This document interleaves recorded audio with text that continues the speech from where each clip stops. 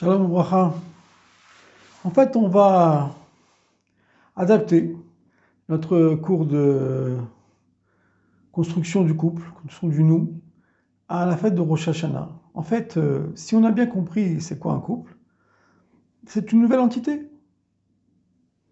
Une entité avec deux moi, un homme et une femme.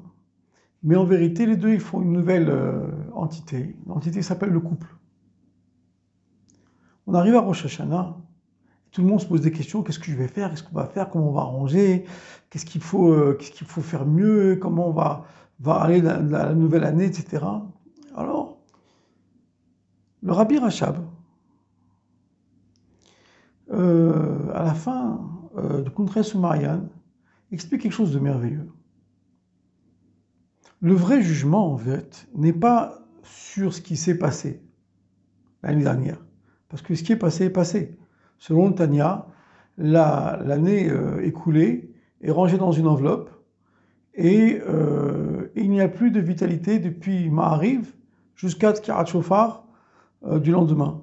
Donc en vérité, on vit sur l'inertie de ce qui est resté d'énergie divine pour pouvoir continuer une demi-journée. Rabbi Rachab dit, on a besoin de prendre des bonnes décisions pour l'année qui vient. À quoi ça sert? Ça sert d'avoir des bonnes décisions pour l'année qui vient.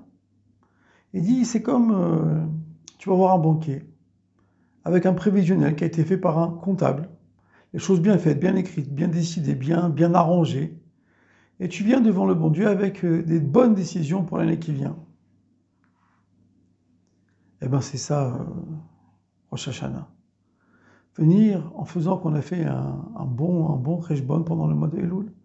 On a arrangé ce qu'il fallait arranger, on a regardé ce qu'il fallait regarder, mais on pense trop que à soi-même. On ne pense pas tellement en termes de Ehad, dire l'union de deux entités qui n'en font quand même qu'une seule, en l'occurrence le couple. Je me suis dit, mais en vérité, le couple aussi doit faire tchouva, puisqu'il est d'une entité de par elle-même. Bah ouais. On a besoin aussi de voir avec son épouse, de voir avec son mari, les mitzvot qu'on va faire l'année qui vient, comment on va s'en tenir. Est-ce qu'on a tout bien regardé, est-ce qu'on a tout bien étudié, est-ce qu'on a osé vivre notre propre vie à nous deux? Qu'un homme décide de rentrer le soir au plus tard à 19h, et s'il doit tarder plus, il a besoin de demander la permission à son épouse. Une épouse aussi, elle aura des choses à demander à son mari, il se mettra d'accord avec lui.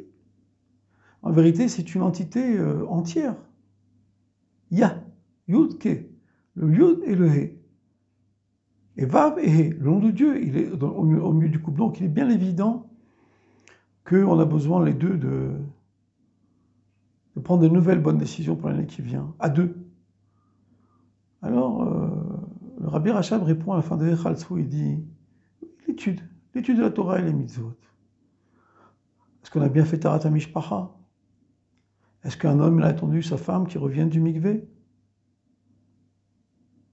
Est-ce qu'il a rangé la maison pour lui faire plaisir? Est-ce qu'il a acheté un petit cadeau? Est-ce qu'il a acheté des fleurs pour Shabbat? Shabbat. Ton épouse, elle prépare le manger, les enfants, la maison. Quel travail! Elle réunit à elle seule toute l'organisation du monde. La faune, la flore, comment ça s'appelle? L'inerte, ça veut dire les pierres, le minéral et l'humain. On a tout. Le minéral, il y a de l'eau. Le végétal, il y a tout Baruch Hashem des salades. Hein? L'animal, Baruch Hashem, il y a de très bonnes choses à manger en termes de viande et de poisson. Et les humains, voilà. Maman a réuni toute la famille. Et le mari. Qu'est-ce qu'il apporte, le mari? Il est censé, selon la tradition juive, amener le divin. Et en vérité, il prend le kidouche et on se délecte de voir nos épouses bien habillées, bien souvent fatiguées, mais écouter et se délecter du kidouche de leur mari. Est-ce qu'un mari prononce bien le kidouche? Moi, j'ai vu beaucoup de fois que le kidouche, il avalait plus vite que les boulettes. Est-ce qu'un mari, il a pensé, il a la cavale d'arriver à l'heure, au minyan, pour l'honneur de sa femme, et de prier correctement, de lui rapporter un mari qui a bien prié? Est-ce qu'on a fait, est-ce qu'on a préparé, combien de halachot on va étudier tous les deux, en amoureux?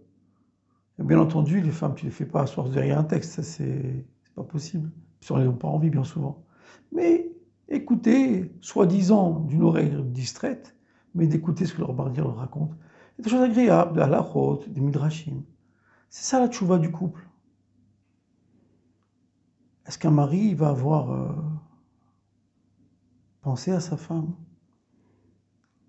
On en avait parlé la semaine dernière dans les chiours.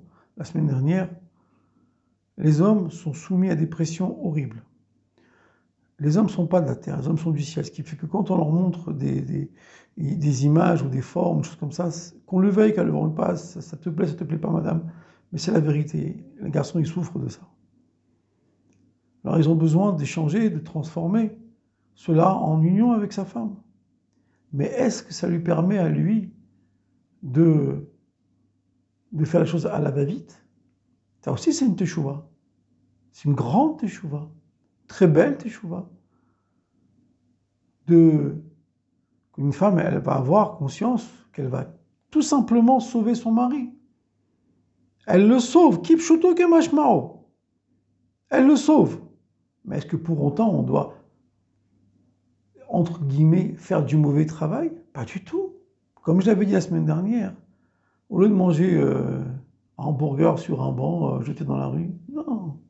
Rendre un petit morceau de pain, manger ensemble, un grand jour de Shabbat. Vous avez compris ce que je veux dire par là. Et amener beaucoup de plaisir à la maison.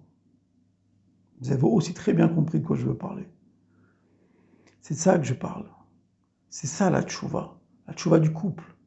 Et je finirai par une très jolie image qui est ramenée par Reshit Chorma, ramenée par le Zohar. Amram, le père de Moshe Rabbeinu, et Yochevet, la mère de Moshe Rabbeinu, ils ont reçu de Akadosh Baruch Hu l'information qu'ils devaient porter Moshe Rabbeinu. Alors, eux, ils savaient s'unir. Ils savaient s'unir pour de vrai. Vous savez ce qu'ils ont fait? Ils ont uni leur union à Kadesh Baruch Hu. Donc il y a eu une première union entre eux, et après une deuxième union de eux deux avec Kadesh Baruch Hu. Et c'est comme ça qu'ils ont eu Moshe. Tu veux des beaux enfants, obéissants, etc. Mais c'est pas la peine de chercher midi à 14h. L'union doit être réussie et doit être belle et harmonieuse. C'est ça la tchouva du couple.